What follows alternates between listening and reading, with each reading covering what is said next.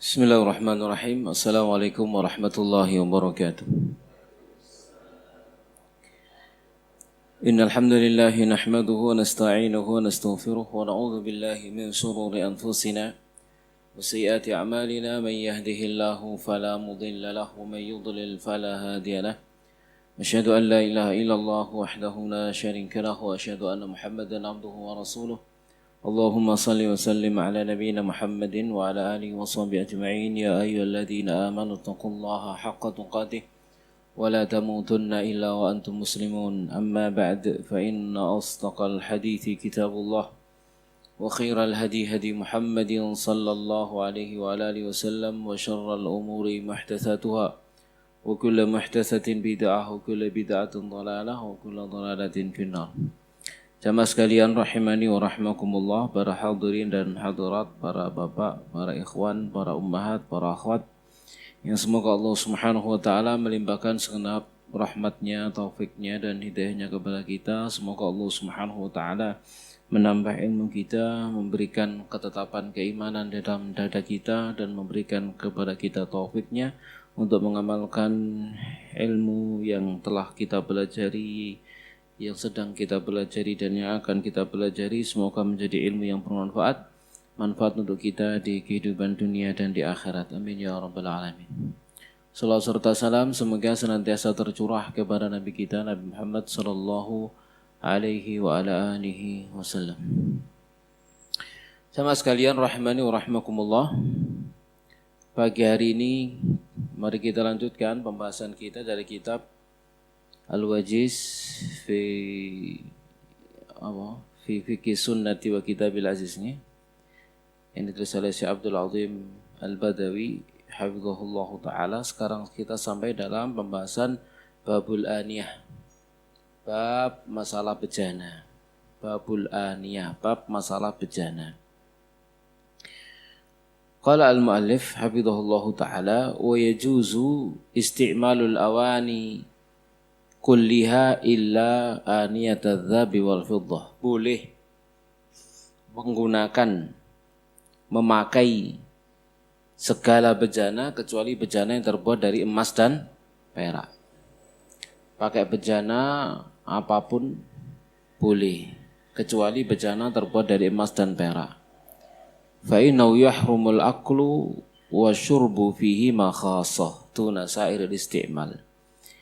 Dikarenakan haram makan dan minum padanya secara khusus, ya, tidak pada penggunaan yang lain. Jadi tidak boleh menggunakan bejana yang terbuat dari emas dan perak. Lebih khusus lagi tatkala digunakan untuk makan dan minum.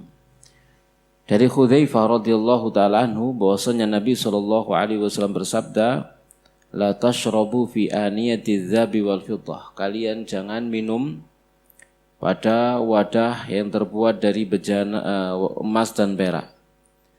Wala talbasu al-harira wat tibaj, dan jangan kalian mengenakan sutra yang lembut, sutra yang kasar. Fa innaha lahum fid dunya wa lakum fil akhirah. Karena sutra itu untuk mereka di dunia dan untuk kalian di akhirat. Yang pertama ini bersifat umum, yang kedua bersifat khusus. Yang pertama bersifat umum, yaitu bejana emas dan perak tidak boleh dipakai baik oleh laki-laki maupun perempuan. Adapun sutra tidak boleh dipakai oleh kaum laki-laki. Tapi kalau kaum perempuan maka boleh mengenakannya. Wa an Ummi Salamah, dari Ummu Salamah radhiyallahu taala anhuma, bahwasanya Rasulullah sallallahu alaihi wasallam bersabda, alladzi yashrabu fi ina'il fiddati, orang yang minum pada bejana yang terbuat dari perak, innama yujarjiru fi batni naru jahannam. Yujarjiru fi batni naru jahannam. Ya, maka yang dia lakukan itu tiada lain hanyalah menggelakkan api neraka jahanam di dalam perutnya. Rawahul Bukhari. Wali Muslimin, dan pada riwayat Imam Muslim, innalladzi ya'kulu aw yashrabu fi aniyatil fiddati wal dhahab. Sesungguhnya orang yang makan atau minum pada bejana terbuat dari perak dan emas, maka apa yang dia lakukan itu tidak lain adalah menggelakkan api neraka jahanam di dalam perutnya. Ya, ini kan ancamannya dari Nabi Shallallahu Alaihi Wasallam. Dan berkata Imam Muslim, walaysa fi hadithi ahadin minhum dzikrul aqli wa dhabi illa fi hadithi ibni Mishar. Ya, jadi tidak ada pada hadis seorang pun di antara mereka penyebutan makan. Yang dilarang adalah minum. Minum saja tidak boleh, apalagi makan. Itu maksudnya, begitu ya. Ya, jadi minum saja tidak boleh, apalagi makan. Makan lebih berat daripada minum. Ini jamaah sekalian, rahimani wa rahimakumullahu ta'ala. Ya, jadi diharamkan bagi setiap muslim untuk makan dan minum dari bejana yang terbuat dari emas dan perak. Apakah gelas, apakah piring, ya, mangkok, sendok, garpu dan lain sebagainya, semua haram untuk digunakan yang terbuat dari emas ataupun perak, ya. Itu diharamkan oleh Allah Subhanahu wa taala, ya. Itu nanti disediakan bagi orang-orang mukmin yang mereka masuk ke dalam surganya Allah Subhanahu wa taala. Ini jamaah sekalian rahmani wa rahmakumullahu taala. Makanya di sini dikatakan oleh Imam Al-Albani rahimahullah, fa hadhi ziyadatu syadzah min jihati riwayah wa in kanat sahihah fil ma'na min haitsi dirayah. Yaitu tambahan adanya makan, ya, adanya makan. Tambahan adanya makan, yakul. Hadis yang menyebutkan ada kata yakul menurut Syekh Albani adalah syadzah. Karena riwayat yang banyak adalah pakai yasrob, tidak pakai yakul, sekalipun maknanya benar. Li'annal akla wadh-dhahaba a'dham wa akhtar minasyurbi wal fiddah kama huwa dhahir. Dikarenakan makan dan emas itu lebih besar dan lebih berbahaya daripada minum dan perak. Karena yang disebut minum dengan bejana dari emas, apalagi dari perak, apalagi makan dengan bejana yang terbuat dari emas, maka itu lebih berat. Kama huwa dhahir, sebagaimana hal itu nyata. Ini jamaah sekalian rahmani wa rahmakumullahu taala. Jadi itu tentang bejana terbuat dari emas ataupun perak tidak diperkenankan. Itu kalau bejana. Kalau perhiasan, maka kaum perempuan boleh mengenakan perhiasan yang terbuat dari emas dan perak, karena memang itu adalah fitrah mereka. Kaum wanita mereka berfitrah untuk berperhiasan, mengenakan perhiasan di telinganya, perhiasan di lehernya, di lengannya, di jari jemarinya dan seterusnya. Itu boleh mereka mengenakan perhiasan dari emas dan perak. Ya, kalau laki-laki di rukhsah itu mengenakan cincin terbuat dari perak, ditaruh di kelingkingnya, ya, yang dikasih mata, gitu ya, seperti yang diperbuat oleh Rasulullah Shallallahu Alaihi Wasallam. Nah, kemudian juga jamaah sekalian rahmani wa rahmakumullahu taala, tentang sutra bagi laki-laki diharamkan. Kecuali kalau sutra itu dijadikan sebagai dia memakai baju sutra karena sakit, karena penyakit, misalkan penyakit gatal atau karena luka, ya, karena luka, lalu dia mengenakan pakaian sutra karena luka, bukan karena berias, ya, karena luka. Maka itu juga dibolehkan, diberikan rukhsah. Sebagaimana salah seorang sahabat yang dia sekujur badannya terkena boroon atau koreng atau apa begitu, ya, di badannya sampai laler itu mengerubutinya seperti itu, maka disuruh dia mengenakan baju terbuat dari sutra agar lukanya cepat kering, ya, lukanya cepat kering. Karena sutra tipis kemudian halus, bisa menyerap cairan luka tanpa menempel. Ya, kalau kena luka gitu, maka itu menyerap tapi tidak nempel, ya, sehingga luka itu cepat kering, ya. Jadi kan luka bisa borok, ya. Borok itu karena cairannya tidak bisa keluar dengan lancar, ya. Dengan dikasih sutra, maka cairannya keluar dengan lancar dan luka akan cepat kering. Maka itu diperbolehkan, ya. Kalau di negeri kita kan sampai ono lagune ya, selendang sutra pembalut luka. Nah, baik ya. Ada pertanyaan masalah ini? Iya. Sunahnya, kalau Nabi SAW yuhibbu tayammun, menyukai yang kanan. Ya, fi tarajjuli wa tana'uli wa fi sya'nihi kulli. Dalam segala urusannya. Yang menyukainya di kanan. Secara umum seperti itu. Apa boleh ditaruh kiri? Ya boleh. Tapi ingat kalau ditaruh kiri, ya namanya kiri itu bisa memegang yang najis begitu ya. Makanya taruh di kanan ya. Yang lain ada pertanyaan tentang masalah ini? Karena pembahasan berikutnya sudah masuk dalam at-taharatu lis-shalah. Pembahasan bersuci untuk sholat. Hah?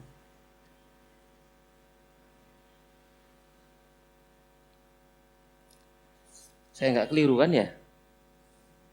Di flare-nya apa di flare-nya? Itu ya. Nah. Mungkin ada yang bertanya bagaimana kalau laki-laki pasang gigi emas? Hah? Pasang gigi emas. Gitu ya, pasang gigi emas. Gimana kira-kira? Boleh nggak? Hah? Gigi emas itu kira-kira jadi perhiasan atau bukan? Enggak. Ganteng putih sampean, gigi emas atau gigi asli?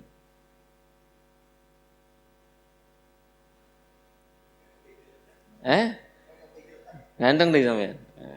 Jadi itu jadi tembelan ya. Itu jadi tambalan. Jadi misalkan giginya apa namanya? Giginya tanggal, kemudian diganti dengan gigi emas atau gigi perak. Di zaman biyen ono gigi aluminium ya, ting gitu. Tersenyum gitu ya. Itu jadi tambalan. Kalau jadi tambalan enggak apa-apa. Kenapa? Itu bukan perhiasan. Gitu ya. Kenapa? Lebih mahal yang asli. Betul enggak kira-kira? Lebih ganteng yang asli toh? Nah, sama halnya dengan orang yang di zaman Nabi SAW ada orang yang perang lalu hidungnya tersambar pedang, hilang hidungnya. Diganti dipasang hidung emas. Kira-kira lebih ganteng mana? Asli atau emas? Asli. Ada lagi yang kupingnya tersambar pedang, hilang kupingnya. Diganti dipasang kuping emas, gitu ya. Maka itu bukan perhiasan. Itu bukan perhiasan, itu tambalan. Ya. Kalau seperti itu, maka tidak apa-apa. Tidak apa-apa. Kenapa? Tidak lebih baik. Jelas ya? Itu tidak lebih baik. Ya, tidak lebih baik.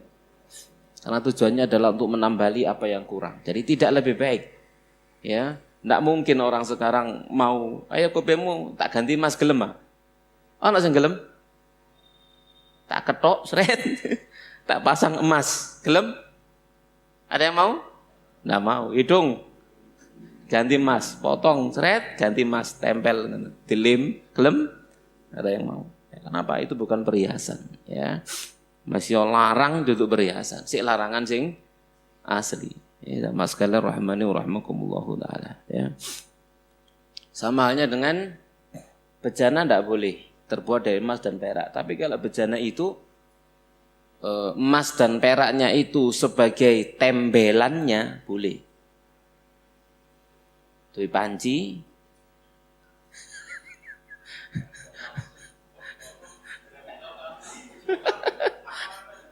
Patri emas, masya Allah ya. Ya, masya Allah. Panci ini bolong di patri emas, luar biasa gitu ya. Maka itu boleh. Kenapa? Jadi tembelan. Itu terhina. Emasnya tidak dimuliakan. Bukan lagi logam mulia sudah. Ya, mau diopong mana terusan gitu. Ya, di patri emas, di patri perak boleh, tidak apa-apa. Itu dipakai. Tapi apa ono kan gitu ya. Ono gak ono yang jelas hukumnya gak apa-apa gitu loh maksudnya. Jelas ya di sini. Ya, jadi pemakaiannya jamaah sekalian rahimani wa rahimakumullahu taala ya bukan untuk pemuliaan.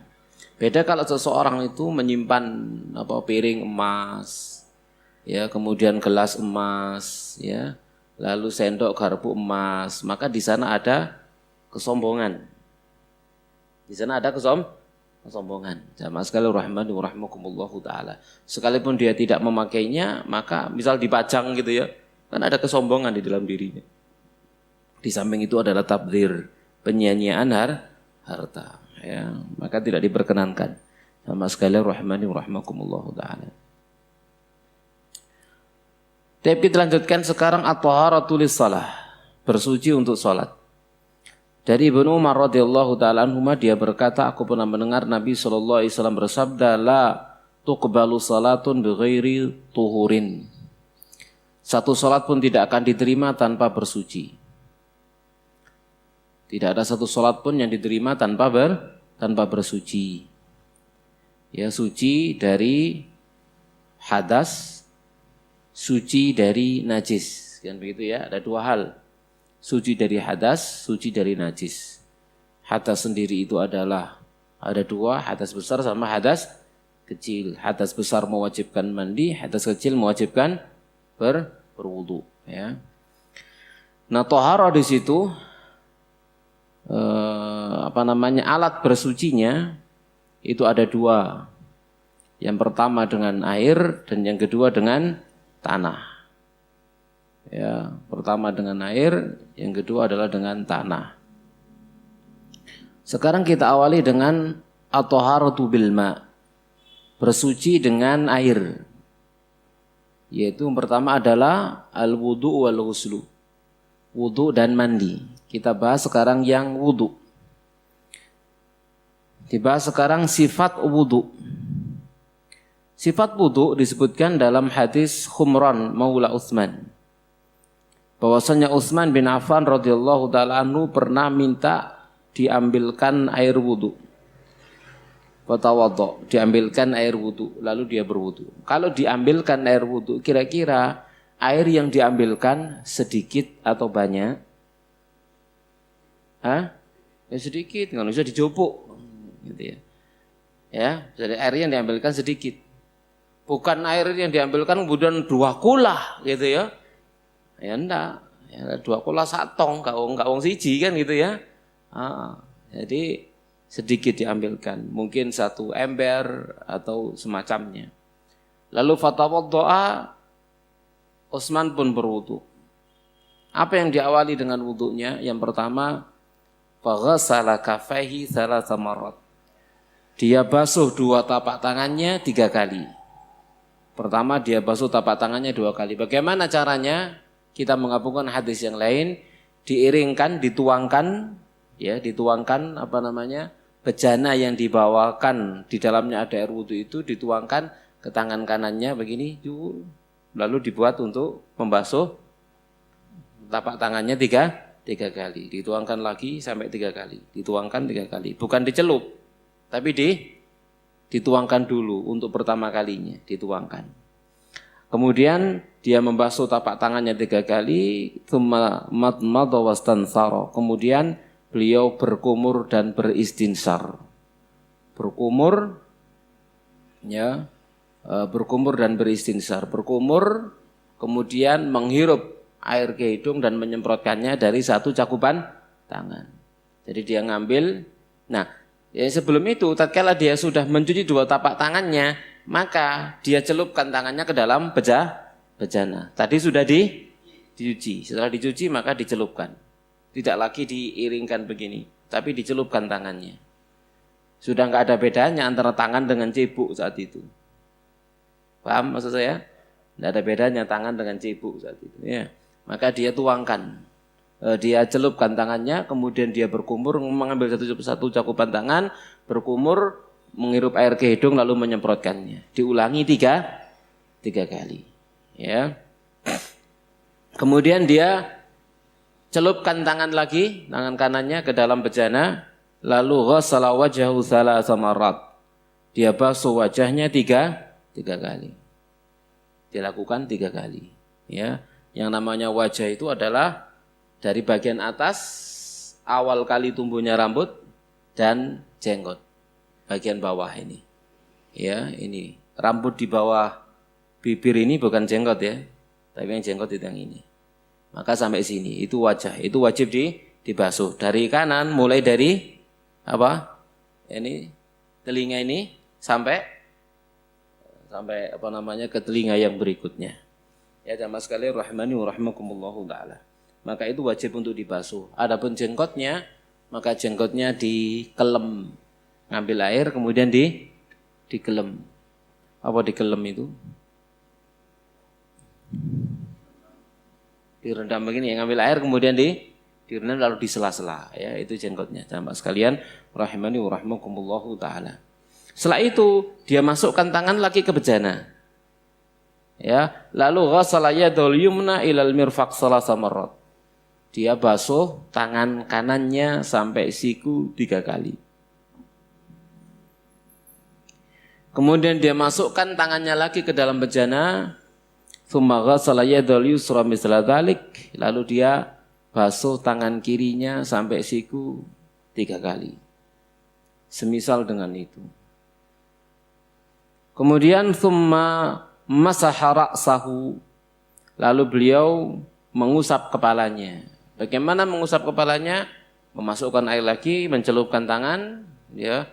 Kemudian apa yang tersisa di tangan, ya, di tangan misalkan ngambil air, kemudian digabungkan jadi satu di tangan kiri, ya. Sisa air ini dibuat untuk mengusap kepala. Dimulai dari depan, kemudian ke belakang, lalu dikembalikan lagi ke depan, langsung telinganya. Kenapa al-udhunani minar ra'si? 2 telinga termasuk bagian dari kepala. Termasuk bagian dari kepala. Ya, jamaah sekalian rahimani wa rahimakumullahu taala. Ya, kalau ada di antara sebagian saudara kita yang membasuh sebagian dari kepala, ya enggak masalah, enggak apa-apa. Ya tidak apa-apa, gitu ya. Enggak perlu untuk diingkari, ya. Ya, kalau kita sesuaikan dengan hadis ini ya tidak sempurna begitu aja ya. Tidak sempurna. Tapi sah wudunya, enggak ada masalah. Kemudian setelah itu tsumma ghassala rijlahul yumna, lalu dia membasuh kakinya yang kanan ilal ka'bain sampai 2 mata kaki salasa marrat 3 kali. Kemudian tsumma ghassala al-yusra mithla dzalik, lalu dia membasuh kakinya yang kiri semisal itu juga. Kanan 3 kali, kemudian kiri 3 kali. Tsumma qala, kemudian beliau bersabda, ra'aitu Rasulullah, aku melihat Rasulullah sallallahu alaihi wasallam tawaddaa berwudu nahwa wudu'i hadza, seperti wuduku ini. Tsumma qala Rasulullah, lalu Rasulullah sallallahu alaihi wasallam bersabda, man tawaddaa nahwa wudu'i hadza, siapa yang berwudu seperti wuduku ini, tsumma qama faraka'a rak'atain, lalu dia berdiri salat 2 rakaat, la yuhadditsu fihi ma nafsahu, dia tidak berbicara pada 2 rakaat itu pada dirinya sendiri, ghufira lahu ma taqaddama min dzambihi, maka diampuni untuknya apa yang telah berlalu dari dosanya. Diampuni apa yang telah berlalu dari dosanya, ya. Jadi kalau wudunya wuduk sempurna seperti wuduk Nabi yang tadi sudah kita sebutkan, lalu dia sholat 2 rakaat, maka diampuni untuknya apa yang telah berlalu dari dosanya. Ini keutamaan wuduk sempurna lalu diikuti dengan sholat sunnah 2 rakaat, maka diampuni untuknya apa yang telah berlalu dari dosanya. Qala Ibnu Syihab, berkata Ibnu Syihab, wa kana ulama'una yaqulun, adalah para ulama kami berkata, hadzal wudu asbaghu ma yatawaddau bi ahadun lis-salati. Wudu ini adalah wudu yang paling sempurna yang dengannya orang yang mau salat itu melakukannya. Ini wudu yang paling sempurna, seperti yang disebutkan oleh yang dicontohkan oleh Utsman bin Affan radhiyallahu taala anhu. Paham tadi gambarannya ya? Itu adalah tata cara wudu yang sempurna. Sama sekalian rahimani wa rahimakumullahu taala. Taib itu tentang dalil dan sifatnya, atau sifat dan dalilnya. Sekarang kita bahas syurutu sihhatihi, syarat sahnya wudu. Yang pertama an-niyah. Yang pertama adalah niat. Liqauli sallallahu alaihi wasallam innamal a'malu binniyat. Amal tergantung dengan niatnya. Nah, niat inilah yang membedakan antara orang yang niatnya raup dengan yang wudu. Raup itu bahasa Indonesia apa? Cuci muka. Itu bedanya antara cuci muka dengan wudu. Raup sampai wudu. Ini bedanya. Juga misalkan ada orang kepanasan lalu dia bergerak seperti wudu, tapi niatnya mendinginkan badan. Ya tidak mengangkat hadas. Karena tidak ada niat wudu, sekalipun gerakannya gerakan wudu. Tapi tidak ada niat wudu, ya enggak sah wudunya. Maka dia dianggap belum mengangkat hadas. Jadi niat. Ya, jadi harus ada niat wudu. Ya. Bagaimana niatnya? Niat itu dalam hati gampang, gitu ya. Gampang niat. Ya, oleh cara Jawa niat ingsun wudu kan gitu ya. Aku berniat wudu. Oleh cara Arab ya nawaitul wudu'a kan gitu ya di dalam hatinya. Sama sekali rahmani wa rahmakumullahu ta'ala. Wala yushra at-talaffuzu biha li adami thubudi anin Nabi sallallahu alaihi wasallam. Dan tidak disyariatkan bertalafuz melafatkannya karena tidak ada ketetapannya dari Nabi sallallahu alaihi wasallam. Sekalipun di dalam ya masalah ini masalah khilaf ya di kalangan para ulama memang di kalangan Syafi'iyah maka melafatkan wudu itu termasuk perkara yang mustahab, disunnahkan untuk membantu memudahkan niat begitu ya. Seperti itu tidak perlu untuk dibesar-besarkan ya. Yang penting jangan sampai tatkala berniat jadi was-was. Ini ya, tatkala berniat jadi was-was maka tidak boleh. Yang lain sudah rokok dia sih wudu, durmak mari. Ya, ini kan ada orang seperti itu ya. Gara-gara was-was ya, yang lain sudah rokok dia sih nawai itu gak mari gitu. Nah ini tidak boleh kalau seperti itu ya, sama sekali rahmani wa rahmakumullahu ta'ala. Yang tujuannya melafatkan itu adalah untuk mempercepat dan menegaskan hati kok malah jadi ragu-ragu, was-was, malah salah. Ya tidak sesuai dengan tujuannya. Taib yang kedua, syarat yang kedua at-tasmiyah, membaca bismillah. Menurut mu'alif ini masalah khilaf. Ya, menurut mu'alif membaca bismillah termasuk syarat. Menurut para ulama yang lain baca bismillah bukan termasuk syarat tapi termasuk sunnah. Walhasil ya jangan ditinggalkan begitu saja. Karena memang ada hadis hasan la salata liman la wudu'a lah. Tidak ada salat bagi orang yang tidak ada wudu. Wala wudu'a liman lam yadhkur ismallah alaih. Dan tidak ada wudu bagi orang yang tidak menyebut asma Allah. La salata wala wudu'a di sana maksudnya apa? Maksudnya tidak sah. Gitu ya. Kenapa? Menurut mu'alif di sini. Kata la salata liman la wudu'a lah, tidak ada salat bagi orang yang tidak punya wudu, tidak mungkin mananya tidak sempurna, pasti tidak sah kan gitu ya. Apa ada orang tidak wudu lalu salatnya tidak sempurna? Ada? Orang tidak wudu lalu salatnya tidak sempurna? Ada? Tidak ada. Orang tidak wudu salatnya tidak sah. Maka fasihnya kalau yang pertama maknanya tidak ada sholat yang sah tanpa wudu, maka makna yang kedua harus gitu. Tidak ada wudu yang sah tanpa bismillah. Paham sih maksudnya ya? Adapun para ulama yang lain mengatakan, tidak apa-apa atau beda gitu ya. Yang pertama tidak sah, yang kedua tidak sempurna. Tidak ada sholat yang sah tanpa wudu, mana yang kedua? Tidak ada sholat yang sempurna tanpa baca bismillah. Jadi khilaf. Tidak ada wudu yang sempurna tanpa baca bismillah. Ya, mana yang pertama?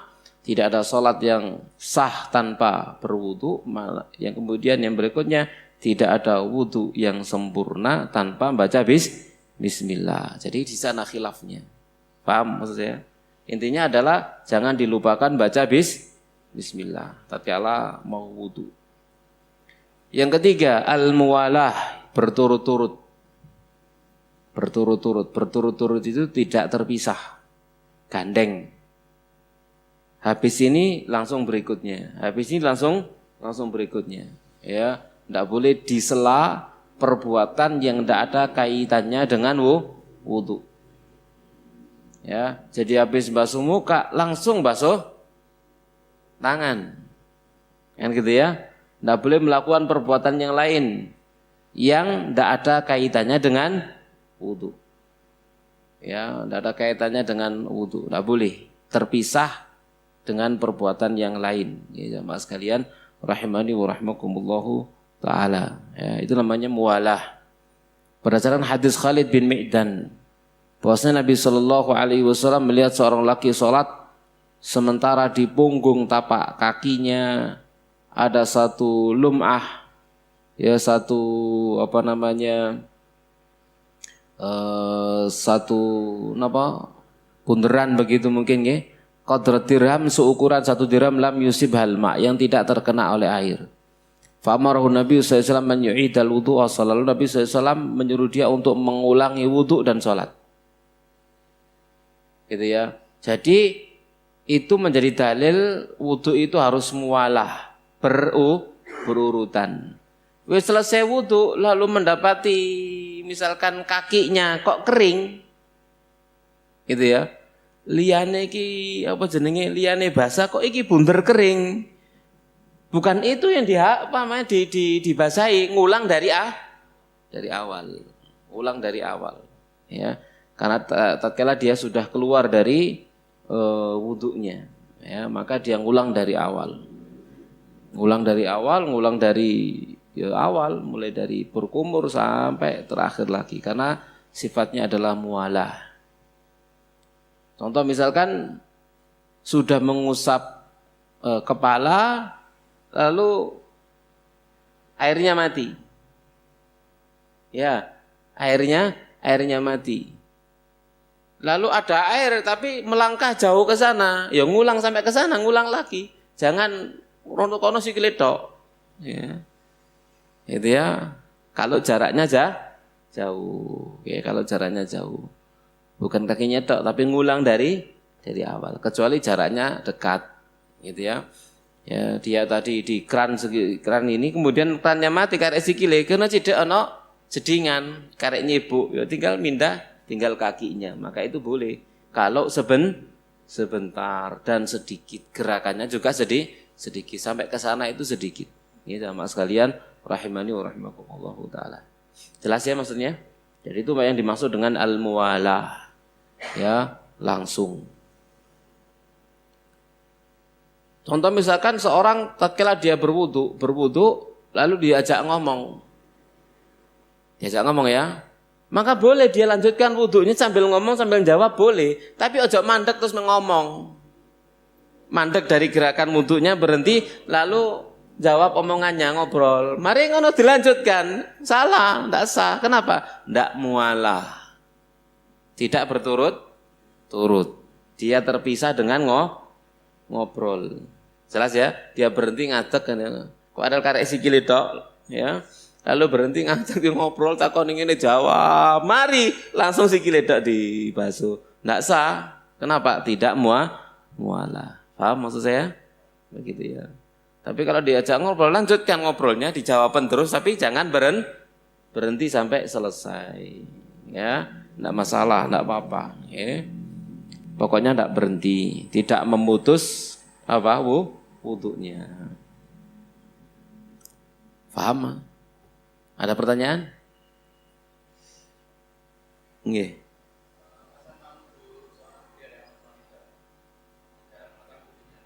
Apa? Cara wudu perempuan dan laki-laki ya sama, enggak ada bedanya. Sama. Yang diusap bukan rambutnya, kepala. Nggih. Kebetulan ono rambutnya. Rambutnya dawa mek sikil, dudu diusap surat mundur sampai sikile dawa ngono ngene. Nah, Yang diusap bukan rambutnya, kepalanya.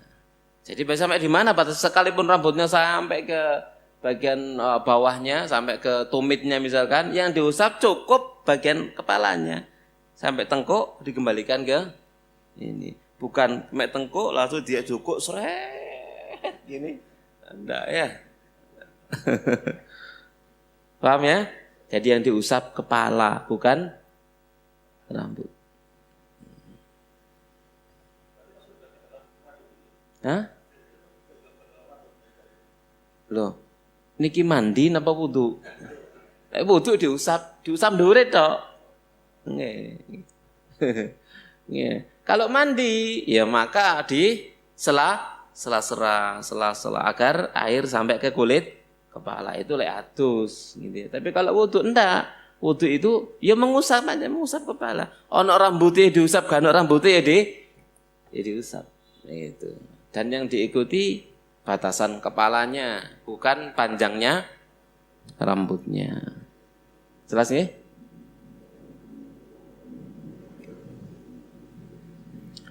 Dari Ibu jelas, Bu?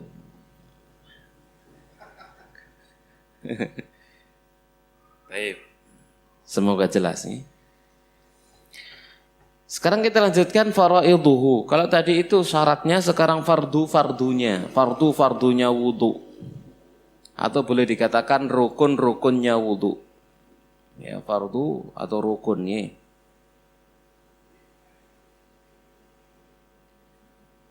Yang pertama, ghuslul wajhi. Membasuh wajah. Ini termasuk rukun. Atau sebelum itu kita jelaskan bahwasanya wudu itu ada yang sunnah, lalu ada yang mujzi. Sunnah itu maksudnya sunnah sempurna. Sunnah sempurna. Seperti wudunya Utsman. Itu namanya sunnah sempurna. Ada yang mujzi. Mujzi itu apa? Pokoknya sah. Pokoknya sah.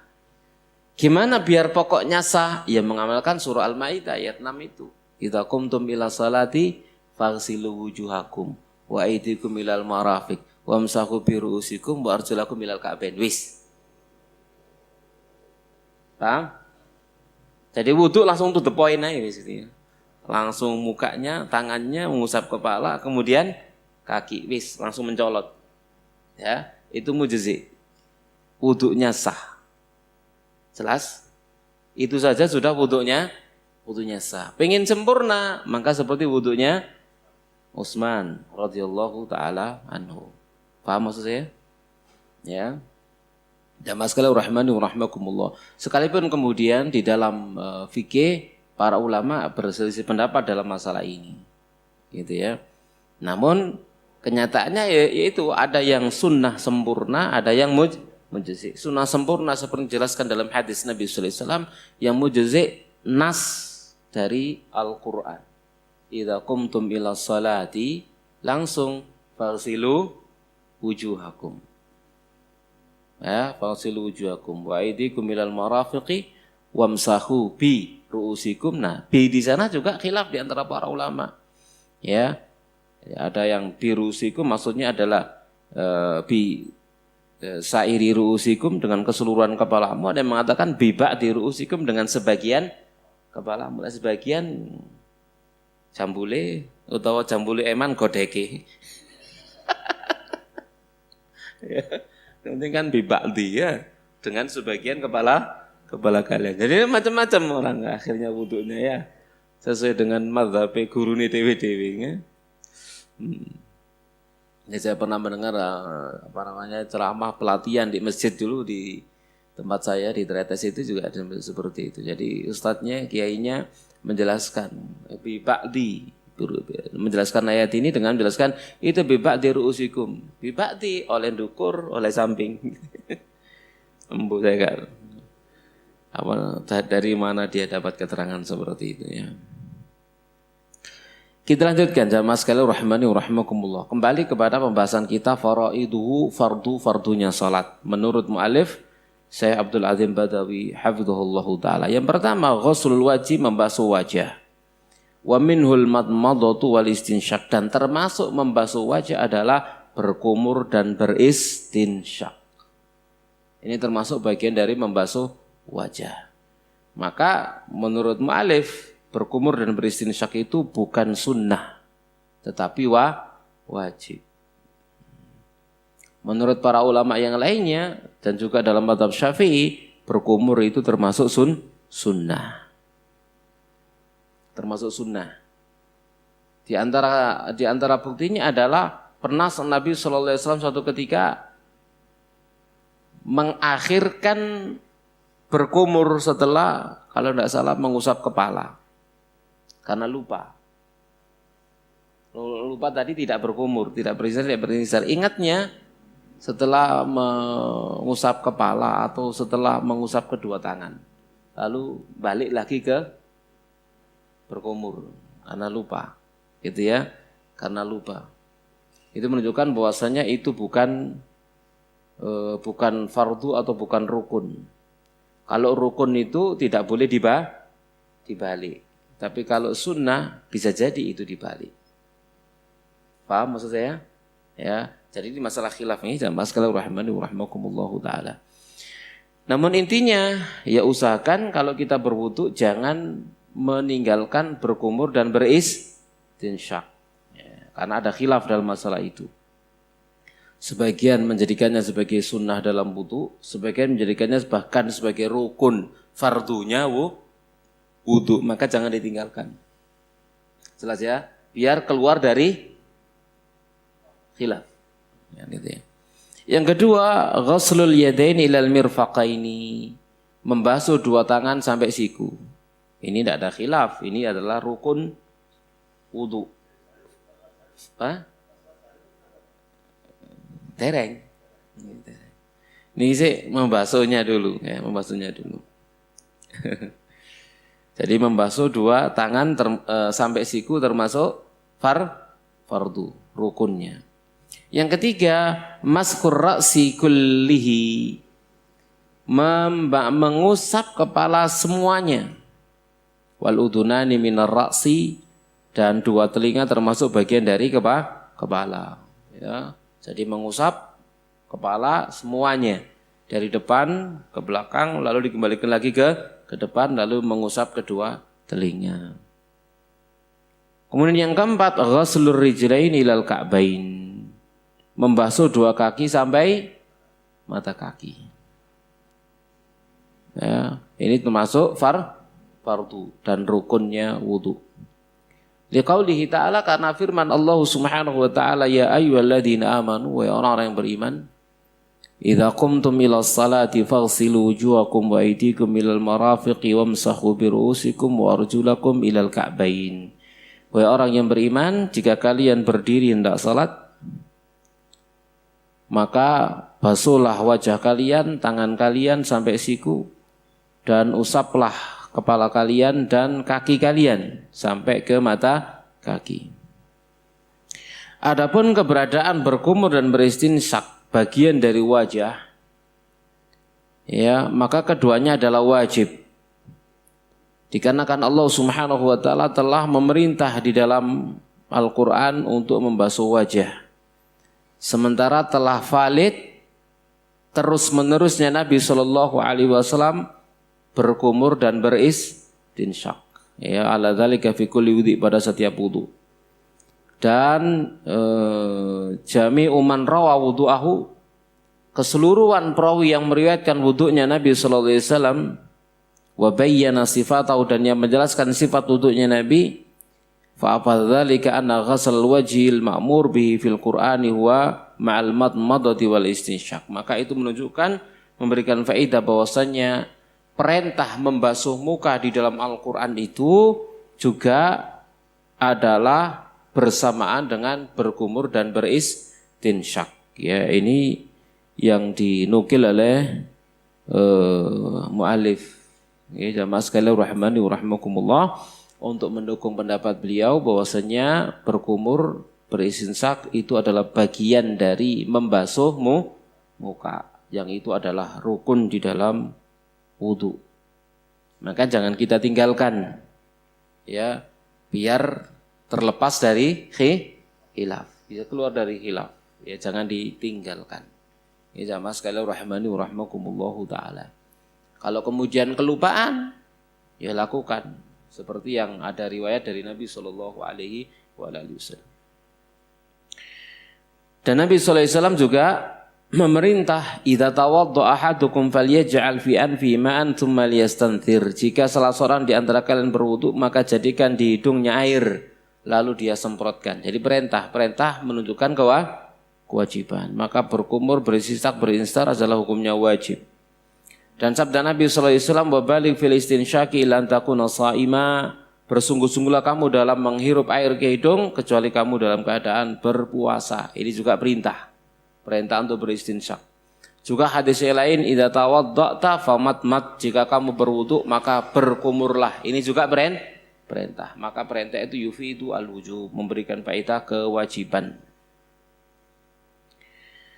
Wa amma wujubu isti'abir ra'si bil mashi fali annal amra bil mashi fil Qur'ani mujmal. Adapun perintah wajibnya menyeluruhkan, meratakan kepala dengan usapan, dikarenakan perintah usapan dalam Quran itu bersifat global, maka fayarji fi bayani ila sunnah, penjelasannya rujuk kembali kepada sunnah, dan telah sahih di dalam sahihain dan selain keduanya Nabi sallallahu alaihi wasallam meratakan pengusapan kepala beliau.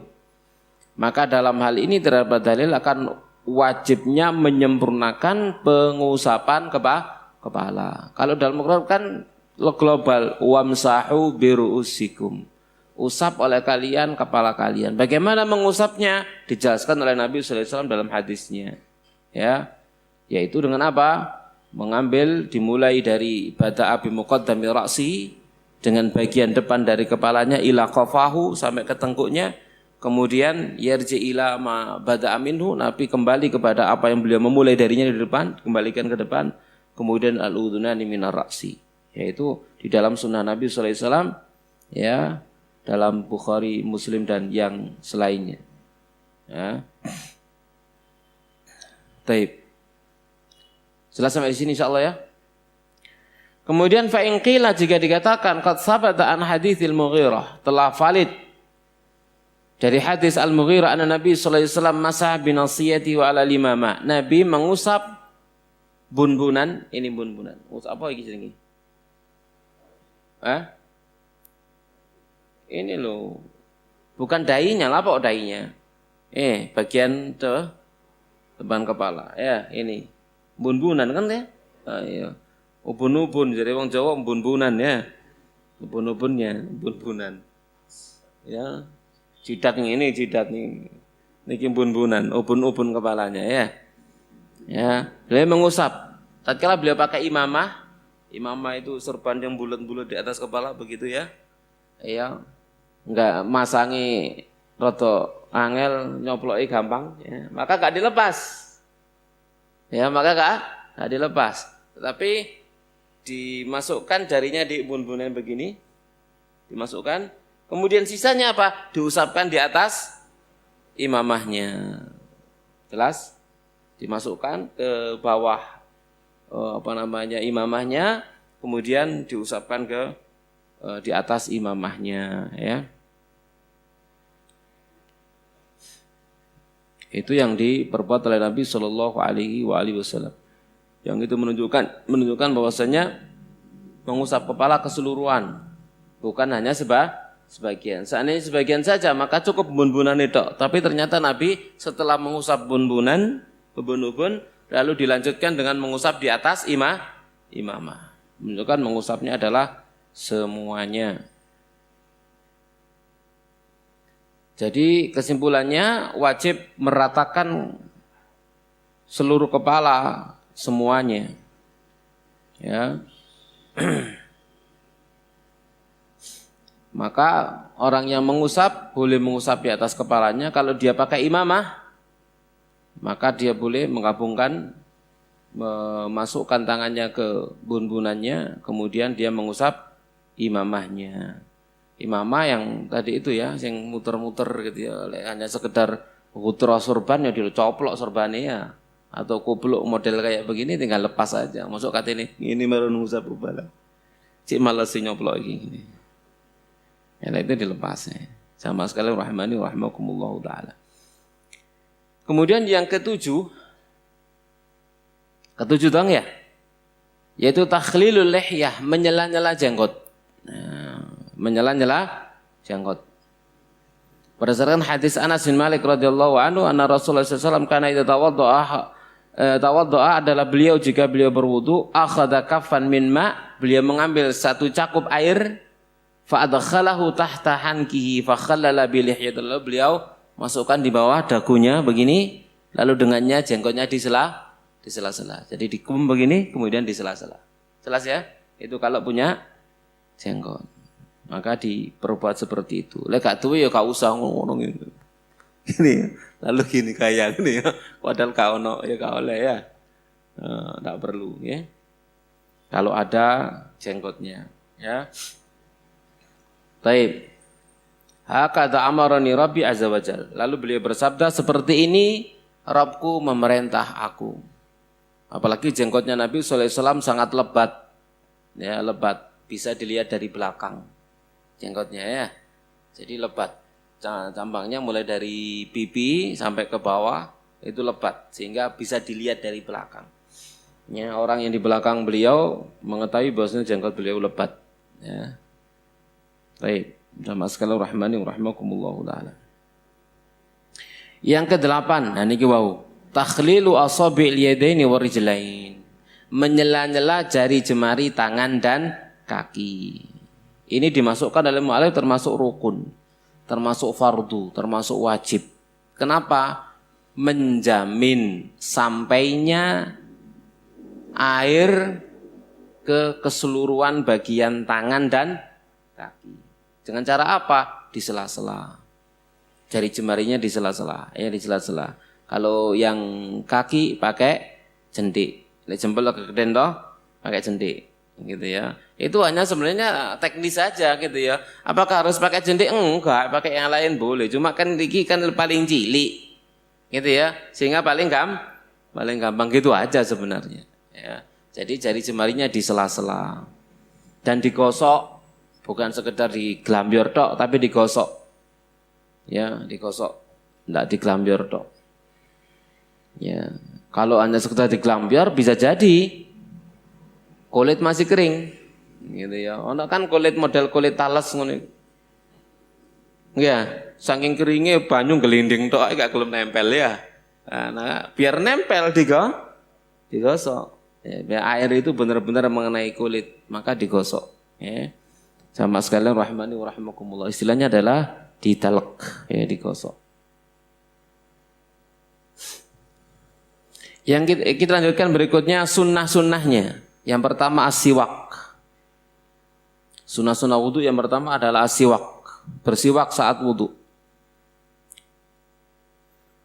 Yang Nabi jelas menyebutkan laula an asyqa ala ummati la amartum bisiwak ma'akuli wudu. Seandainya tidak memberatkan umatku, aku perintah mereka bersiwak bersama dengan setiap wudu. Jadi bersiwak ini termasuk sunnah wudu. Yang kedua, ghuslul kafaini thalathan fi awwalil wudu. Membasuh tapak tangan 3 kali di awal wudu. Jadi tapak tangan dibersihkan dulu 3 kali di awal wudu. Ya, tadi sudah jelas di hadis Utsman tadi nggih. Yang ketiga, al-jamu bainal madmadati wal istinsyaqi thalathan bi ghurfah. Menggabungkan antara berkumur, istinsyak dan istinsar dari satu cakupan tangan. Ini sunnah. Seandainya dewe-dewe, ya gak apa-apa. Tapi enggak sunnah. Kumur dewe ping 3, lalu istinsak dewe ping 3, misalkan gitu ya. Ya gak apa-apa. Tapi tidak nyunnah. Jadi jadikan satu berkumur, istinsak, istinsar langsung dari satu cakupan tangan. Dilakukan 3 kali. Ya, itu boleh. Yang keempat, bersungguh-sungguh di dalam menghirup air ke hidung. Jadi nyedote sing nemen. Gitu. Sampai teng kan gitu ya. Itu sunnah. Kecuali dalam keadaan berpuasa. Kalau berpuasa enggak. Berpuasa hanya sekedar saja. Yang kelima,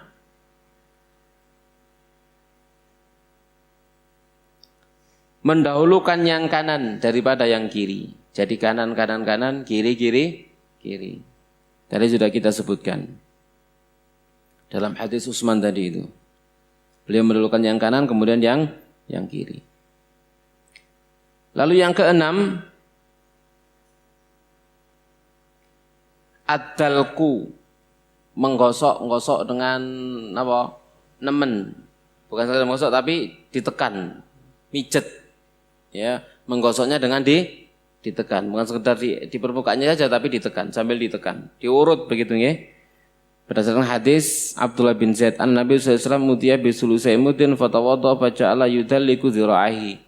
Jadi Nabi berwudu dengan 2/3 mud, ya 2/3 mud, lalu kemudian didatangkan kepada Nabi 2/3 mud air, lalu beliau berwudu dan lalu beliau memulai dengan apa? Menggosok dengan tekanan, memijat, mengurut kedua lengan beliau. Ya, jadi bukan sekedar dibasuh di permukaan tapi dengan ditekan. Ya, sama sekalian rahmani wa rahmakumullah taala. Yang ketujuh, menjadikan bilangan pembasuhan 3 basuhan. Wajah 3 kali, tangan 3 kali, kaki 3 kali. Kalau kepala sekali, ngusap itu cuma sekali. Ya. Atau boleh merotain 2 kali. Boleh juga marotan, sekali juga boleh. Semuanya pernah dilakukan oleh Nabi sallallahu alaihi wasallam. Nabi pernah wudhu sekali, 2 kali, atau 3 kali. Maksimal 3 kali. Tidak boleh 4 kali, 5 kali, 6 kali, tidak boleh ya. Tidak boleh. Ente banyu. Ya, kita diperintah untuk hemat ya dengan penggunaan air.